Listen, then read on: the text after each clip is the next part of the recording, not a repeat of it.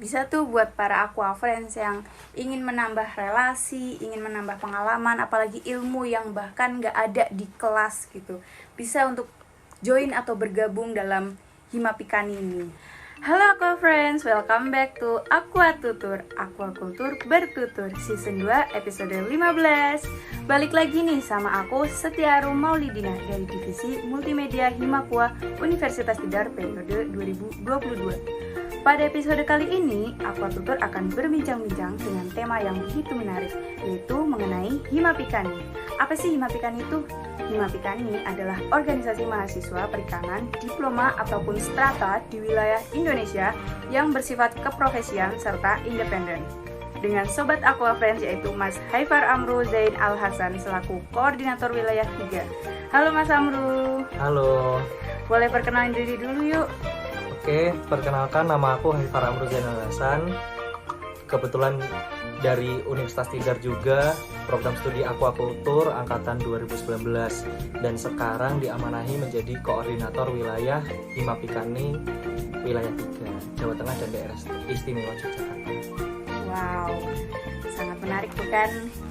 Nah, kalau boleh tahu nih Mas Amru, Himapikani itu berdirinya kapan sih Mas? Kalau misalkan ditanya berdirinya kapan, mungkin kita melihat dari sejarah Himapikani terlebih dahulu ya. Berawal dari pembentukannya, sebelumnya itu bukan Himapikani tapi Himapsi, Himpunan Mahasiswa Perikanan Seluruh Indonesia. Kalau tidak salah pada tahun 1979. Nah, pada saat itu ada kegiatan pertukaran mahasiswa seluruh Indonesia dari berbagai macam universitas, mulai dari UB, Undip, Unhas, IPB, dan lain sebagainya berkumpul menjadi satu tempat di Institut Pertanian Bogor. Nah, kawan-kawan tersebut terinisiasi bahwasanya kita sebagai mahasiswa perikanan butuh suatu wadah nih untuk menampung kawan-kawan mahasiswa perikanan seluruh Indonesia, maka tercetuslah Himapsi. Nah, berjalannya waktu setelah 1979 ternyata tidak ada kegiatan dan terjadilah kevakuman. Kemudian muncul lagi pada tahun 1990 dengan cerita yang sama, di mana ada kegiatan pertukaran mahasiswa di IPB juga, dan tercetuslah untuk membentuk kembali Himapsi tersebut. Sebelum dibentuk kembali, dirancanglah yang namanya SCKNMPI atau Steering Komite Kongres Nasional Mahasiswa Perikanan Indonesia, dan disepakati kongres pertama kali itu di Makassar dengan tuan rumahnya itu Universitas Hasanuddin pada tahun 1991. Nah, kongres tersebut akhirnya terlaksana dan menghasilkan beberapa poin, antara lain anggaran dasar, anggaran rumah tangga, dan terpilihnya sekretaris jenderal pertama. Itu lebih tepatnya pada tanggal 1 Maret 1991 di Ujung Pandang atau Makassar untuk sekarang, dan akhirnya tanggal tersebut menjadi tanggal lahirnya Himapikani, yaitu 1 Maret 91. Kalau kita hitung-hitung 2022 berarti berapa tahun? 31 ya, 31 tahun seperti itu. Nah, berarti dalam Himapikani itu strukturnya bagaimana tadi sih? Nah, di Himapikani sendiri terbagi menjadi 3. Mulai dari pusat, kemudian di bawahnya ada wilayah, kemudian struktur yang paling kecil itu LKP. Nah, di pusat sendiri terbagi menjadi 2 badan besar. Jadi kita seperti yang ada di kampus, ada badan eksekutif sama legislatif. Untuk eksekutifnya sendiri itu ada yang namanya Badan Pelaksana Harian Pusat atau kami singkat BPHP, dan dikepalai oleh Sekretaris Jenderal. Untuk ranah legislatifnya itu namanya Dewan Pertimbangan Pusat atau DPP, dan dikepalai oleh Koordinator DPP. Untuk ranah wilayah begitu pula seperti yang ada di pusat, itu ada 2, Badan Pelaksana Harian Wilayah dikepalai oleh Koordinator Wilayah, Kemudian untuk ranah legislatifnya ada Dewan Pertimbangan Wilayah dikepalai oleh koordinator wilayah. Kemudian setelah wilayah di bawahnya ada LKP, Lembaga Kemahasiswaan Perikanan, seperti itu. Untuk dari tadi pusatnya itu diketuai oleh sekretaris jenderal. Apakah dari sekretaris jenderal itu ada atasan lagi? Kenapa dinamai sekretaris jenderal bukan ketua? Oke, ini menarik juga sih. Dulu aku pribadi sempat bertanya, kenapa kok sekretaris jenderal, kenapa kok enggak komandan, ketua atau apa gitu kan. Ternyata terjawab oleh senior-senior Himapikani yang lalu-lalu, senior pada tahun 90-an, bahwasanya inspirasi nama sekretaris jenderal itu terinspirasi oleh Uni Soviet. Jadi zaman dahulu kan sebelum runtuhnya Uni Soviet itu tidak ada yang namanya ketua, tapi namanya sekretaris jenderal. Dan ini menjadi harapan bersama bahwasanya Himapikani ini tidak ditunggangi oleh seseorang atau dikendarai oleh seseorang, tetapi kita tetap berjalan bersama dan beriringan, kurang lebih seperti itu. Nah, kalau misalkan ditanya ke atasnya apakah ada lembaga atau orang terkait, untuk sementara ini tertuang di anggaran dasar anggaran rumah tangga. Himapikani itu salah satu poin di mana Himapikani itu adalah organisasi yang independen. Nah, yang dimaksud independen di sini itu Himapikani tidak di bawah naungan lembaga apapun, termasuk Kementerian Kelautan dan Perikanan. Mengapa seperti itu? Hal ini menjadi sebuah tujuan bahwasanya Himapikani ini tidak akan dipengaruhi oleh pengaruh-pengaruh luar, walaupun itu dari pemerintahan maupun swasta. Karena kalau misalkan Himapikani ini sudah dipengaruhi oleh hal-hal yang ada di luar dan tidak bisa kita kendalikan, maka Himapikani ini tidak dapat berpihak kepada masyarakat lagi. Seperti itu. Oke, nah dari tadi yang penjelasannya Mas Amru tuh aku tuh sempat dengar sebutan LKP. Kenapa disebut LKP? LKP itu apa sih? Nah, ini juga yang cukup unik di Himapikani.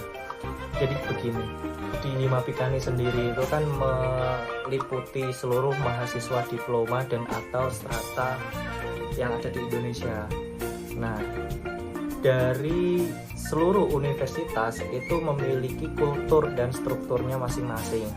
Ada beberapa program studi yang di universitas tersebut perikanannya hanya 1, ada juga yang udah ada 3, 4, bahkan 5 dan seterusnya. Nah, kalau misalkan kita ambil contoh simpelnya, di Untidar sendiri kan perikanan baru 1, aquaculture Untidar, dan bentuk organisasinya itu baru 1, Himakua. Nah, Himakua ini bisa dikatakan sebuah LKP. Nah, kenapa kok LKP nggak disebut Hima aja? Karena ada beberapa universitas yang lembaga atau organisasi perikanannya itu bukan Hima, tapi BEM. Contoh di Universitas Pekalongan. Di Unikal sendiri, organisasinya itu langsung di bawah naungan BEM Fakultas Perikanan.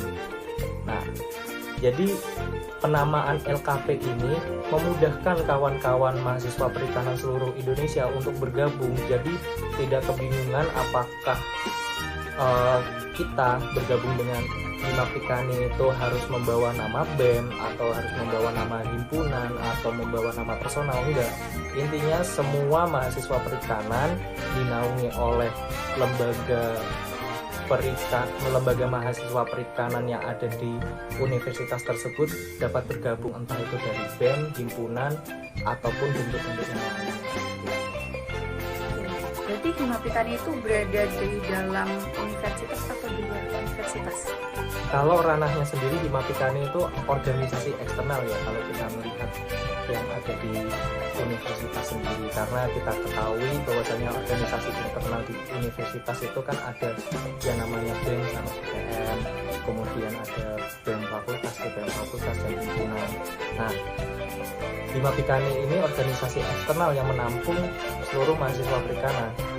Jadi bisa diibaratkan kita adalah sebuah keluarga yang sama-sama satu profesi, yaitu profesi perikanan, dan sama-sama memiliki tujuan untuk menciptakan kehidupan masyarakat perikanan yang berdaulat. Itu tertuang di anggaran dasar anggaran rumah tangga. Jadi memang kita posisinya berada di luar kampus, tetapi apabila mahasiswa perikanan tersebut di dalam universitas dan dia bisa berproses melalui organisasinya sendiri, dalam artian kalau di Untidar itu Himakua, maka kita bisa saling beriringan gitu loh, sama-sama mewujudkan hal tersebut yang sudah aku jelaskan tadi. Berarti sama-sama satu tujuan gitu ya? Sama-sama satu tujuan pastinya. Kalian semua kan mahasiswa, pasti punya lah sumpah mahasiswa, fungsi-fungsi mahasiswa dan lain sebagainya. Ya, baik. Nah, tadi kan udah dijelasin tentang struktur dari Himapikami. Nah, sedangkan Mas Amru ini menjadi koordinator wilayah 3. Ya, betul. Itu bagaimana sih Mas? Kok bisa Mas Amru bisa menjadi koordinator wilayah 3? Ceritanya itu bagaimana? Oke. Di Himapikani sendiri kalau di ranah wilayah itu ada yang namanya Muswil, musyawarah wilayah, dan itu dilaksanakan setiap 2 tahun sekali. Nah, apa yang dilaksanakan di Muswil itu apa aja? Pertama, mulai dari pembahasan anggaran dasar anggaran rumah tangga, dan khususnya pemilihan koordinator wilayah. Nah, di dalam Muswil tersebut ada beragam proses ya. Intinya di Muswil itu ada sistematika persidangannya, membahas anggaran dasar anggaran rumah tangga, dan memusyawarahkan siapa yang bisa menjadi koordinator wilayah. Kalau aku pribadi dulu itu ada 2 calon untuk koordinator wilayah. Aku pribadi dari LKP Untidar dan Mas Urfandi dari LKP Undip. Mekanisme pemilihannya, kita mencalonkan diri, kita menjelaskan visi dan misi, kemudian pandangan-pandangan kita ke depan perihal wilayah, khususnya yang ada di Jawa Tengah dan daerah istimewa Yogyakarta. Kemudian kita keluar dari forum. Setelah kita keluar, kawan-kawan yang ada di forum tersebut membahas siapa yang akan dijadikan menjadi koordinator wilayah melalui musyawarah mufakat. Ada beberapa kawan-kawan yang tidak juga yang menjadi saksi di sana. Ada Mas Mirza, Mas Aikli, kemudian Iput, Mbak Hayi, dan masih banyak lagi. Dan itu juga aku kurang terlalu paham ya apa yang dibahas di musyawarah tersebut. Intinya siapa yang cocok gitu yang menjadi koordinator wilayah. Soalnya posisi kan aku disuruh keluar pas musyawarah karena tertutup.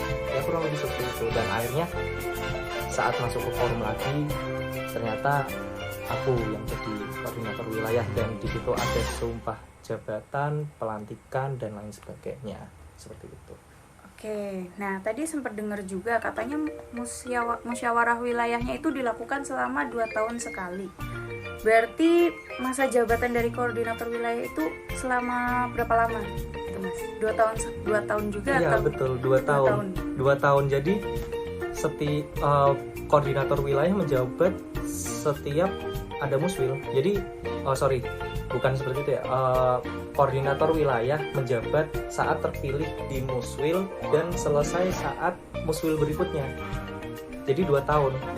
Kebetulan dari aku pribadi ini kan periode 2021-2023. Muswil kemarin itu Desember 2021 dan akan selesai Desember 2023. Ya memang cukup mengkagetkan ya, kalau misalkan di ranah universitas kan paling cuma setahun, kalau di eksternal rata-rata seperti itu 2 tahun. Nah, ini juga menjadi perdebatan pas di Kongres Nasional di Universitas Tadulako Palu, kenapa jabatan harus 2 tahun, kenapa nggak setahun gitu, karena ini dipandang memberatkan lah, karena kan 2 tahun.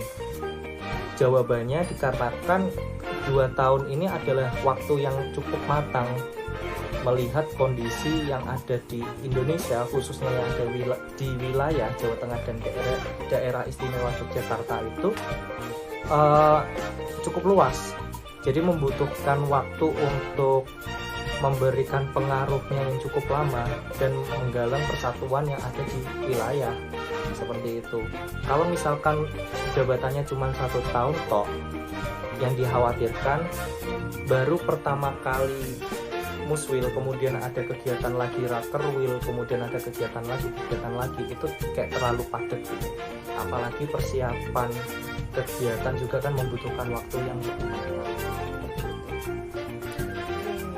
Nah, dari karena Mas Amro ini sebagai koordinator wilayah 3 nih, dan sama-sama mahasiswa aquaculture Untijar nih, boleh tahu nggak sih Mas berapa banyak anggota Himapikani dari aquaculture Untijar sendiri?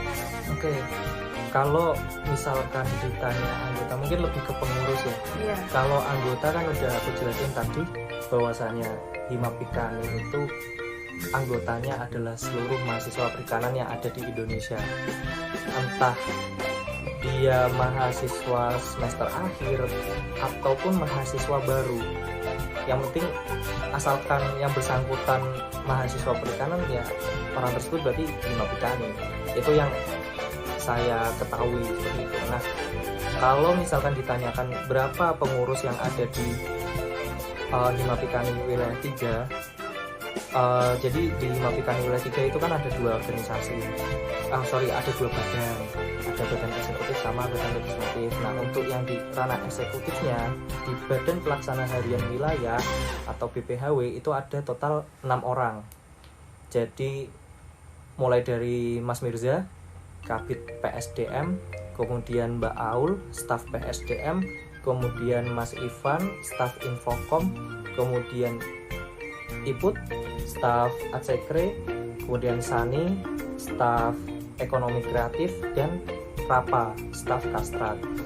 Kalau di ranah legislatifnya atau Dewan Pertimbangan Wilayah atau DPW itu ada 1 orang, itu si Aulia Dwi, angkatan 2020. Nah, mengapa dari ranah legislatif sendiri kok hanya ada 1? Karena ketentuan yang ada di ADART, Dewan Pertimbangan, terdiri dari perwakilan masing-masing universitas. Jadi di Himapikani sendiri itu kan total LKP-nya itu ada 9, otomatis anggota yang ada di DPW itu ada juga 9. Oke, nah untuk dari mahasiswa aquaculture sendiri nih, jika ingin bergabung ke dalam pengurus Himapikani, itu apakah ada syarat atau ketentuan lain untuk bisa bergabung atau mendaftar menjadi pengurusnya? Oke, untuk bergabung menjadi pengurus, kepengurusan ini kan dibuka setiap 2 tahun sekali. Tapi itu tergantung kondisi dan situasi yang ada di wilayah. Dan untuk mekanisme lebih lanjutnya itu, kalau dari saya pribadi, memberikan kebebasan seluas-luasnya bagi kawan-kawan LKP. Nah, kalau tidak salah dengar ya, ini kan sebenarnya yang lebih mengerti dari Ketua LKP Untijar atau Mas Rosi selaku Ketua Himapua Untijar. Untuk cara bergabungnya, ya penilaian dari Himapua sendiri siapa yang layak untuk diwakilkan, dan pertimbangan-pertimbangan tersebut murni dari internal LKP, tidak ada sangkut pautnya dengan koordinator wilayah. Nah, mungkin saya cukup memberikan pesan aja sih sama kawan-kawan, khususnya mungkin mahasiswa baru yang ada di aquaculture Untijar. Kalau misalkan ingin mengikuti kepengurusan yang ada di wilayah, silahkan kawan-kawan bisa datang setiap kali ada kegiatan Himapikani wilayah 3, dan nanti bakal menjadi penilaian tersendiri bagi Himapua Untijar bahwasanya kalian semua adalah orang yang aktif, kader yang cukup baik dan cukup mumpuni dari segi kualitasnya. Dan jangan lupa setiap kali ada kegiatan Himapua, teman-teman juga bisa memberikan kontribusinya yang sebesar-besarnya, dan otomatis dari LKP bakal melihat kawan-kawan apakah cocok untuk bergabung ke Himapikani atau tidak. Oke, nah tadi kan saya juga mendengar nih ada bahasan tentang kalau misalnya mau bergabung itu nanti dinilai dari cara mahasiswanya mengikuti kegiatan dari Himapikani. Nah, bagaimana sih cara anggota dari Himap kan kalau mahasiswa bukan pengurus kan berarti anggota. Bagaimana anggota Himapikani ini mengikuti rangkaian acara Himapikani, kayak menjadi delegasi kah atau seperti apa Mas? Oke, untuk kegiatan Himapikani itu biasanya dari wilayah sendiri memberikan proposal dan surat kepada LKP. Untuk jumlah delegasinya sendiri itu tergantung dari panitia. Kalau misalkan kita melihat yang sebelum-sebelumnya, per universitas itu mengirimkan delegasinya sekitar 4 sampai 5, dan di beberapa kesempatan juga bisa lebih dari 10. Nah, monggo bisa dikoordinasikan oleh kawan-kawan LKP Untidar atau lebih tepatnya Himapa Untidar. Setiap kali ada kegiatan pasti bakal di-share oleh kawan-kawan LKP Untidar, dan silahkan teman-teman bisa mendaftar kegiatan tersebut. Syukur-syukur kan menjadi delegasi dan menjadi nilai plus sendiri, karena Himapikani salah satu manfaatnya yaitu dapat memiliki relasi yang cukup luas. Kapan lagi gitu kan kawan-kawan punya temen yang ada di Undip, ada di Unsud, kemudian di UPS Tegal, UGM dan lain sebagainya. Nah, hal tersebut itu bisa didapatkan ketika kawan-kawan mengikuti kegiatan Himapikani, dan di situ pula menjadi momen dan pengalaman bagi kawan-kawan untuk memiliki ilmu-ilmu baru tentang kehidupan masyarakat perikanan yang ada di wilayah kita.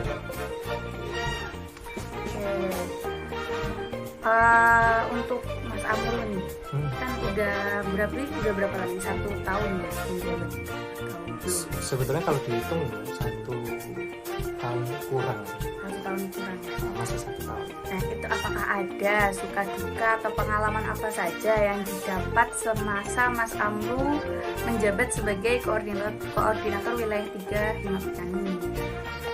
Oke, pasti ada lah ya namanya suka duka ya. Kalau sukanya sendiri mungkin dari dukanya dulu aja ya.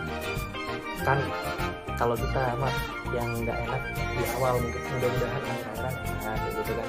Dukanya sendiri mungkin dari segi fisik, material sampai mental itu pasti bakal terkuras. Mengapa seperti itu? Karena setiap kali berkoordinasi atau mengunjungi kawan-kawan yang ada di wilayah 3 yang sebesar Jawa Tengah sama DIY itu nggak mungkin dong nggak modal, kalau kasarnya kayak gitu. Apalagi kan ya kembali lagi ke keikhlasan kawan-kawan gitu kan, untuk sedikit mengeluarkan modalnya gitu untuk menjalin relasi sesama anggota Himapikani. Itu dari segi materi. Kemudian dari mental pasti ada beberapa masa di mana organisasi dan akademik itu berbenturan. Tapi kembali lagi ke kawan-kawan juga sih, apakah bisa mengatur waktu atau tidak, apakah masih menyempatkan diri untuk belajar atau tidak, apakah kawan-kawan bisa menjaga diri tidak terlalu terlena oleh organisasi atau tidak, seperti itu. Itu kembali lagi ke pribadi masing-masing. Kemudian dari segi fisik pastinya mondar-mandir kesana kemari, apalagi minggu kemarin akhir minggu kan habis dari Purwokerto, perjalanan dari mulai jam 7 sampai sana jam 12 itu juga kan butuh fisik yang fit. Nah, di situ kan pasti bakal terkuras juga. Nah, itu kalau dari sisi dukanya. Kalau dari sisi sukanya, kalau aku nyebutnya apa ya? Ini menjadi Himapikani atau organisasi secara umum itu menjadi modal jangka panjang. Kenapa modal jangka panjang? Karena kawan-kawan pertama pasti dapat punya relasi. Kapan lagi gitu kan punya kawan yang ada di Aceh, ada di Kalimantan, ada di Sulawesi, bahkan sampai Papua. Itu kawan-kawan bakal dapatkan di Himapikani kalau misalkan kawan-kawan sudah mengikuti kegiatan yang ranahnya nasional. Kemudian pengalaman.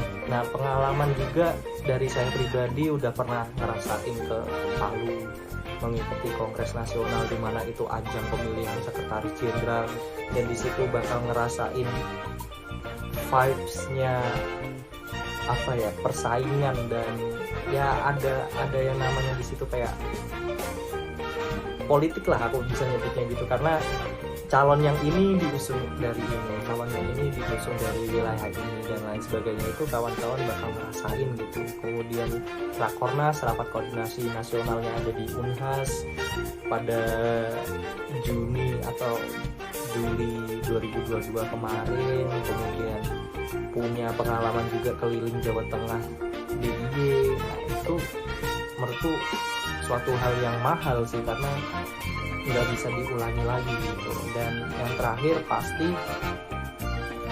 yang nggak bakal didapetin lagi gitu, dan hanya satu doang di organisasi, yaitu ilmu sih.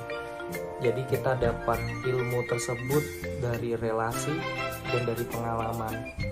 Nah, mengapa hal ini tidak bisa didapatkan selain organisasi? Karena dari saya pribadi, apabila kawan-kawan mengikuti organisasi, kawan-kawan bakal terasah soft skill-nya, mulai dari soft skill berupa public speaking, kemudian soft skill berupa lobbying, kemudian cara berpikir kritis dan lain sebagainya. Itu nggak ada itu di kelas, dan menurutku menjadi poin tersendiri. Kembali lagi ke diri masing-masing, apakah bisa sama-sama menyaring apa yang masuk ke dalam diri kalian atau tidak. Oke, pembicaraan yang menarik ya pada episode kali ini, mulai dari sejarah, struktur, lalu bagaimana cara bergabung menjadi pengurus dari Himapikani, terus udah menceritakan bagaimana pengalaman dari Mas Amru menjadi koordinator wilayah 3 Himapikani. Apalagi ada pengalaman unik, setiap kali forum nasional itu pasti ada yang namanya lempar kursi. Wih, apa itu Mas lempar kursi? Ya kalau misalkan kawan-kawan tahu lah di persidangan, kalau di persidangan mahasiswa itu kan pasti ada yang namanya perbedaan pendapat. Itu kalau udah ranah nasional, udah punya kepentingan masing-masing, kalau misalkan udah di ujung, udah di atas banget emosinya, pada ngelempar kursi. Ya itu contoh yang nggak bagus, cuman ini dijadikan pengalaman. Itu bagi aku pribadi pengalaman yang cukup unik. Kalau di internal kayaknya nggak ada deh, kalau di Untidar sendiri, dan ya jangan sampai ada. Cuman ini menjadi cerita menarik aja. Nah, kalau misalkan kawan-kawan sendiri tertarik dengan Himapikani atau cerita-cerita yang lain, bisalah nanti kita ngobrol-ngobrol lebih lanjut kan ya Mbak? Iya, ya, setiap kali ada forum Himakuwa, nanti kita ngobrolin juga tentang Himapikani. Oke, bisa tuh buat para Aqua Friends yang ingin menambah relasi, ingin menambah pengalaman, apalagi ilmu yang bahkan nggak ada di kelas gitu, bisa untuk join atau bergabung dalam Himapikani ini. Oke, terima kasih ya kepada Mas Amru Ya, udah meluangkan sama-sama. waktunya dan berkenan untuk ngobrol bareng di Aqua Tutur episode kali ini. Mungkin ada sepatah dua patah kata untuk Aqua Friends yang sedang mendengarkan. Ini aja sih kalau dari aku, khususnya kepada kawan-kawan aquakultur Untidar, tugas kita sebagai mahasiswa pasti belajar, tapi ada beberapa hal yang kita tidak dapatkan di bangku perkuliahan. Salah satunya, aku nggak nyebut satu-satunya, salah satunya yaitu organisasi. Nah silakan kawan-kawan apabila ingin bergabung dan ingin mendapatkan hal-hal tersebut yang tidak ada di bangku perkuliahan, silakan masuk organisasi. Tetapi apabila teman-teman sudah nyemplung ke organisasi tersebut, kawan-kawan juga harus bertanggung jawab dalam posisi kalian sebagai mahasiswa untuk tetap belajar juga. Seperti itu. Ini hanya salah satu, bukan satu-satunya. Jadi kawan-kawan punya jalannya masing-masing seperti itu. Oke, dengerin tuh para Aqua Friends. Oke, semoga sukses selalu dan tetap semangat. Sekian episode kali ini, tetap jaga kesehatan dan tetap semangat. Nikmati semua prosesnya, nikmati semua